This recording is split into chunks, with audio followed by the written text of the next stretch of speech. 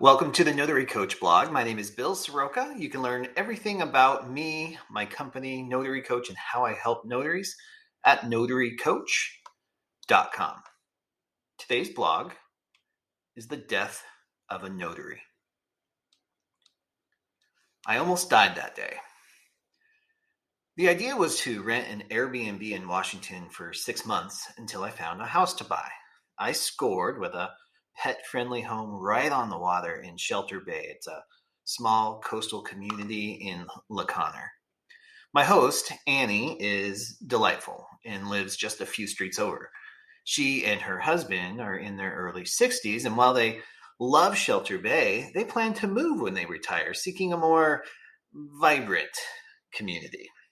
While not officially a retirement community, it certainly has the vibe. Okay, I'll just say it. It's like heaven's waiting room. They even have a street they call Widow's Lane. It's sad, but true. Several of my neighbors are well into their 90s and still driving, watering plants, and one guy even works on his own roof. Let's just say I'm on the younger end of the spectrum, even at 45 years old. Which is why what happened on August 27th really caught me and my neighbors by surprise. No one expected the ambulance to be for me. Why not for Fred? That guy's 97 and still climbing ladders, but as fate would have it, it was my turn for my very first ambulance ride. I knew something was off even the day before. I had cleared my schedule to geek out on a certification class for my favorite day planner. Yes, I am that big of a nerd. But I couldn't get into it. I had a pain in my leg and my brain was foggy and I just felt agitated. By the time I called 911 sitting at my desk on Saturday morning, I could barely breathe. Those little lights you see just before you pass out were swirling as I nearly lost consciousness a few times. Being home alone that weekend, had I passed out, I'd likely be dead now. But something kept me awake and aware. It's weird the things you think about in these situations. I knew I had to get my dogs locked up because I didn't want any harm to come to them as EMTs made entry. My dogs are lovers, but these guys wouldn't know that. I also knew I needed to unlock the front door so that I didn't mess up Annie's door. And then I also felt some disappointment. If this was to be the end, please don't let me die at my desk. Come on, man. Contrary to what most people I've discussed this with, I don't want to die in my sleep or quietly at home. And no matter how much I love my work, I certainly don't want to die doing it at my desk. No, I'd rather have a tragic mishap while adventuring, reading, or even eating. Let me choke on a street taco in a foreign land or get mauled by a rabid bald eagle while hiking some beautiful mountain. Not just simply falling asleep and never waking up again. Total snooze fest. And I totally reserve the right to change my mind on this when the time comes. I'm talking to you, Big G. Through some divine synchronicity, I was taken to the right hospital at the right time. The first responders weren't sure exactly what was going on, but they made a call, and it happened to be the right one, for which I will always be grateful. The emergency room doctor recognized almost immediately that I was experiencing symptoms of a pulmonary embolism. They ran tests, made the consults, and diagnosed an acute saddle pulmonary embolism. The Widowmaker. Well, I thought, at least I live in the right neighborhood for it. A cardiac interventionalist was on staff and was able to assemble his team to suck the blood clot right out of my lungs within a couple of hours. Then I got to spend a week in ICU as my body began to heal and began breaking down the remaining clots in my lungs and my legs. I've often joked that I have two speeds, 100 miles an hour and 0. Turns out there's a speed less than 0. I mean, nothing happened at the Hotel La Intensive Care.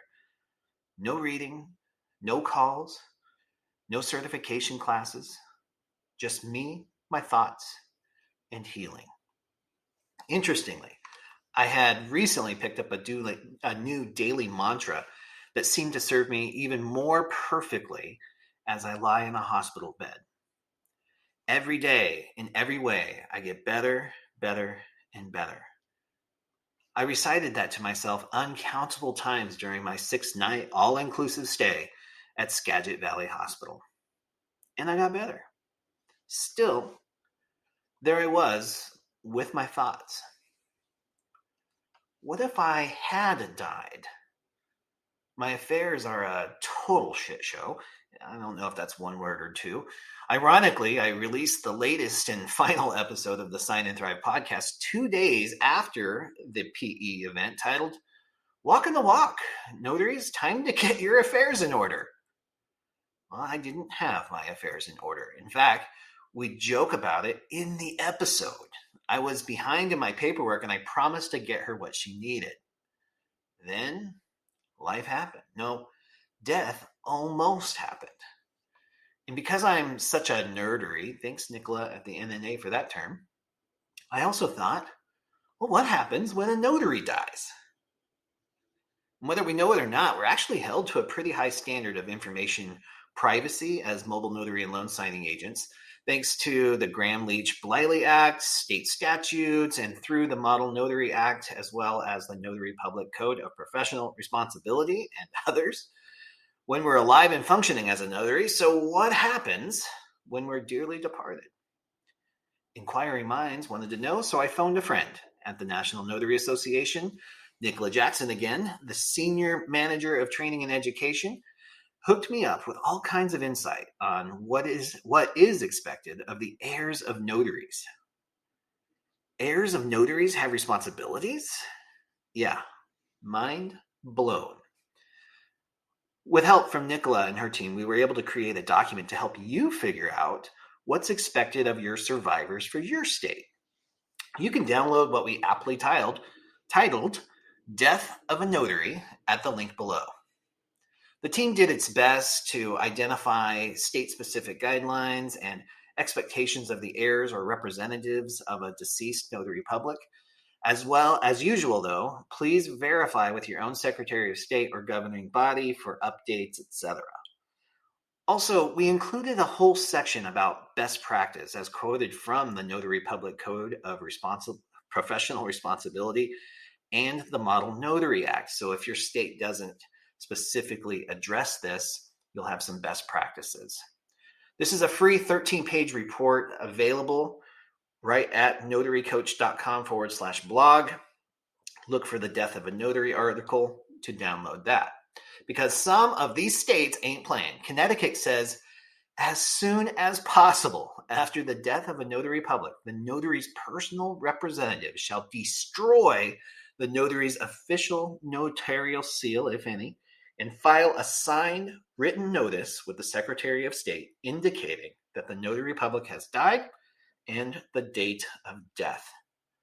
So Connecticut expects you to grieve, plan a funeral, grieve, figure out life without your loved one, and oh yeah, they need you to destroy their notary seal ASAP.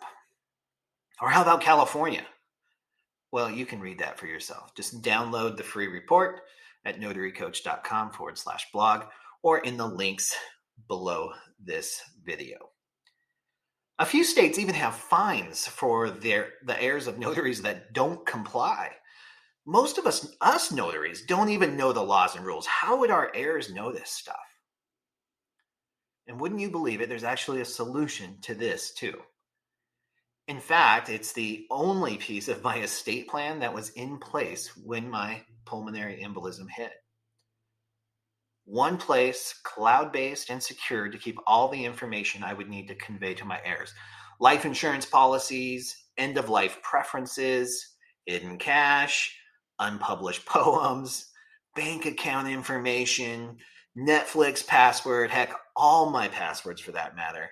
And of course, last will and testament documents, and this is where my trust paperwork gets uploaded as well. In short, a legacy vault. My last gift to my family. Even though it wasn't complete and probably never will be, I had peace of mind that when the end was near, that my family could find out what they needed as they became my final closing agent. You'll be seeing a lot of My Life and Wishes Legacy Vault in the coming weeks and years. The owner, John Braddock, is just as committed to protecting your legacy as I am. You can check that out also at notarycoach.com and look for the Legacy Vault. Part of my realization through all this is that all the wisdom in the world serves no one if it isn't shared. It's my wish that this story finds you at a time that serves you well. While death isn't always a pleasant or exciting conversation, planning for it ahead of time can lead to peace and integrity when you're gone. Peace be with you. And as a postscript, I'd love to find a creative way to thank the first responders that helped save my life. Do you have any suggestions? I'd love to hear them in the comments below.